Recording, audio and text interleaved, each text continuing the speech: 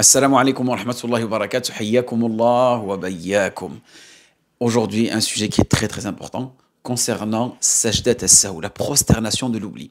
Certaines choses sont faites par certaines personnes qui pensent que sajdat as-sahou, la prosternation de l'oubli, les couvre dans ces situations. Cependant, dans ces cas-là, sajdat as-sahou n'est pas suffisant et ne peut pas être effectué.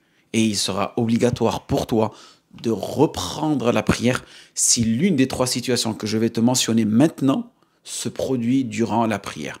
Mais avant cela, il va falloir accomplir quelque chose qui est très important. Prions, mes frères et sœurs, et saluons notre prophète Mohammed sallallahu alayhi wa sallam. Prenons le temps d'accomplir cette salat à l'Nabi sallallahu alayhi wa sallam. Il a atteint les sommets par sa perfection. Il a dévoilé les ténèbres par sa beauté. Toutes ses qualités sont grandioses. Priez sur lui et sur sa famille. On demande à Allah subhanahu wa ta'ala qu'il bénisse et qu'il accorde la paix à notre messager Mohammed sallallahu alayhi wa sallam, ainsi qu'à sa famille, ahlihi wa ashabihi, et à tous ses compagnons. Donc la première situation, mon frère, ma sœur, dans laquelle tu peux te retrouver, la première chose que tu dois savoir qui peut annuler ta prière, que tu sois un homme ou que tu sois une femme, c'est l'absence d'intention, de niya. En effet, la niya est un élément fondamental de la prière et même des actes d'adoration.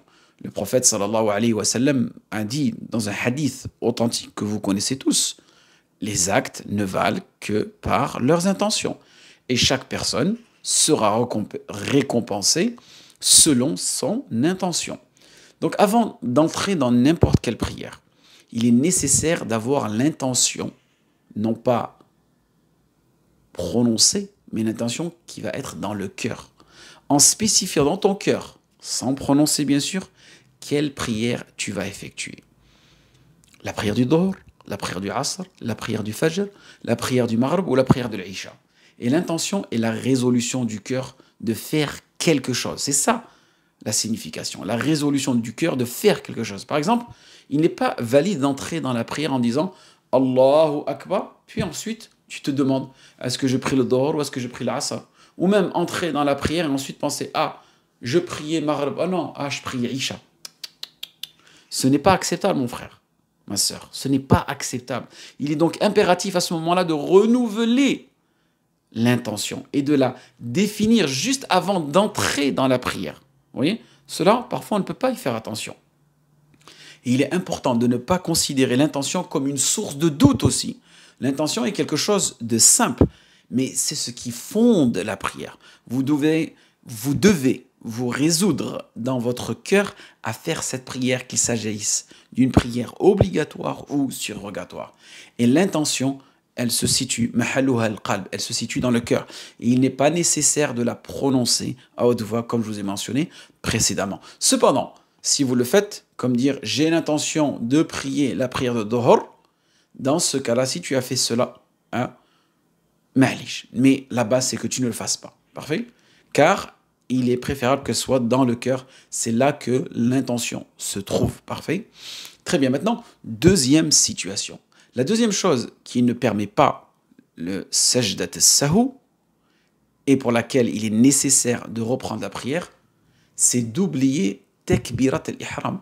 C'est-à-dire takbirat al-ihram, le fait d'élever la main pour entrer dans la prière.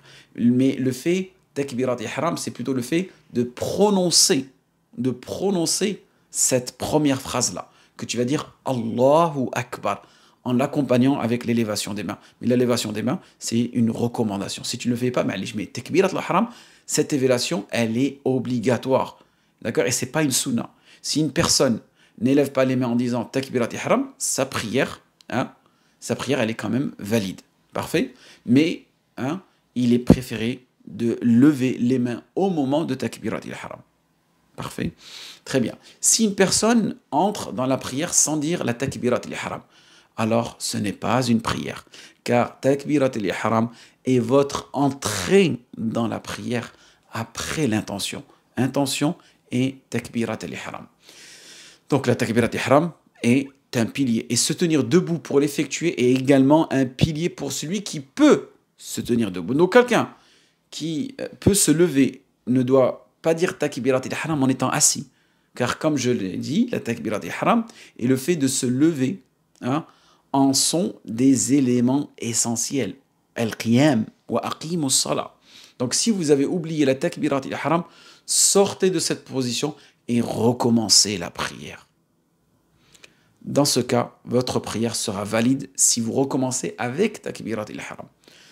Un point important à noter est que certaines personnes confondent takbirat al-ihram et la première élévation avec l'iqama, qui se fait avant la prière en disant Allahu Akbar. J'atteste qu'il n'y a pas de divinité en dehors d'Allah. Certaines écoles de pensée affirment qu'on doit le répéter 2 fois, d'autres disent 1 fois, sauf pour la prière est établie, qui doit être répétée, elle, 2 fois. Cela dit, l'iqama, Allah yabarik fikoum, est différente de la takbirat al-ihram. Très bien, maintenant, la dernière situation, et la troisième chose plutôt, qui annule la prière et qui ne permet pas non plus sajdat al-sahou, c'est l'absence de tranquillité. Al-itmi'nan dans la prière. Et là, on va expliquer qu'est-ce que c'est la tranquillité. Je n'ai pas parlé de khushu', tranquillité, al-itmi'nan. C'est un point très important, car la tranquillité, la sérénité, dans ce sens-là, elle est liée à chaque pilier de la prière. Tranquillité en se tenant debout, tranquillité en se penchant, tranquillité en se relevant, tranquillité en se prosternant, tranquillité dans les prosternations, tranquillité en se prosternant encore, et ainsi de suite, dans tous les mouvements que nous effectuons dans la prière, tous ces va-et-vient. La tranquillité est un pilier essentiel de la prière. Si vous ne ressentez pas cette tranquillité dans votre prière, il n'est pas acceptable de faire sujoud de sahou et de penser que cela suffit. Non, vous devez reprendre la prière avec tranquillité. Mais vous allez dire, mais quelle est la raison? Parce que notre noble messager Mohammed sallallahu alayhi wa sallam a dit à un homme qui avait mal prié, retourne et prie car tu n'as pas prié. Il a carrément rendu sa prière invalide. Il ne lui a pas dit, fais 2 prosternations de l'oubli et ta prière est invalide et est valide. Non, il lui a dit, tu n'as pas prié, lam tusalli. Et dans ce propos du prophète sallallahu alayhi wa sallam, il y a une réponse à ceux qui disent que la prière est acceptée peu importe comme on l'a fait. Ils disent ton Seigneur est un Dieu de miséricorde, peu importe comment tu pries, ce n'est pas grave. Non. Vous devez comprendre que la prière, elle a des règles, elle a des piliers et elle a des obligations.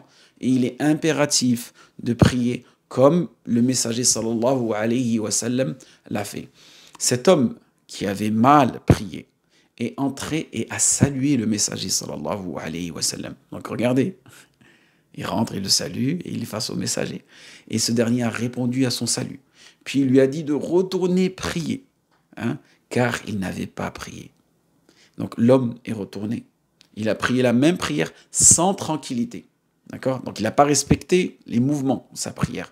Il n'y a pas eu ses pauses durant chacune de ses mouvements. Sa difficulté était dans l'absence de tranquillité. Donc al-yatmi'nan. Puis il est revenu saluer le messager sallallahu alayhi wa sallam. Qu'est-ce qu'il lui dit le messager? Il aurait pu dire Meskin, c'est un débutant, je ne vais pas être dur avec lui. Il lui a dit retourne et prie car tu n'as pas prié. Puis l'homme a dit, oh messager d'Allah, je ne sais prier que de cette façon. Alors le prophète sallallahu alayhi wa sallam lui a conseillé de prier correctement en insistant particulièrement sur la tranquillité dans chaque pilier de la prière. Chaque mouvement doit être contrôlé. Parfait? Et je vous rappelle de vous assurer d'être tranquille dans chaque pilier, de vous asseoir entre les prosternations et de dire Rabbi ighfirli, ou bien de dire Rabbi ighfirli, oh Allah, Seigneur, pardonne-moi, aie pitié de moi, accorde-moi la santé, guide-moi, pourvois-moi à mes besoins et relève-moi. Et il existe de nombreuses supplications mentionnées par le prophète sallallahu alayhi wa sallam, et cela vous apprend à ne pas vous précipiter dans la prière, à effectuer chaque geste. Il faut que tu savoures chaque geste, et non pas une prière mécanique, une prière qui, au bout de 2-3 mouvements, tu ne sais même pas à quel raka'a est-ce que tu es. Donc, pour conclure cette leçon, sans vous retenir davantage, soyez attentifs à l'intention pour chaque prière avant et à avoir une ferme résolution, à la détermination d'accomplir cette prière, qu'il s'agisse de la prière du Dhuhr, ou bien de l'Asr, ou de l'Maghrib, ou de l'Isha. Et souvenez-vous que l'intention est un pilier fondamental de la prière. Et n'oubliez pas, et ne vous laissez pas abattre par le doute. Naam. Et le deuxième point que nous avons mentionné, qui est très important à ne pas oublier, c'est Takbirat al-Ihram, la première intonation de la prière que nous devons effectuer. Ce fameux, donc l'aniya at-takbir, takbir qui est Allahu Akbar, et les mains, c'est une recommandation. Si tu as oublié les mains, c'est pas grave, quand je t'avais mentionné précédemment. Et le troisième point, et c'est le plus important, est de veiller à être serein dans chaque pilier de la prière. Et la sérénité, elle est dans tes mouvements. Ensuite, la sérénité dans le cœur, le khushu', le fait d'être concentré et avoir cette humilité durant toute la prière, ça, Inch'Allah, nous le développerons dans une autre vidéo. Je demande à Allah subhanahu wa ta'ala, le Tout-Puissant, d'accepter de nous toutes nos bonnes actions. Et, bi'idhnillah, on se voit dans une prochaine vidéo pour aborder un prochain épisode. Waffaqakum Allah lima yuhibbu wa yarda wa akhiru da'wana alhamdulillahi rabbil alamin.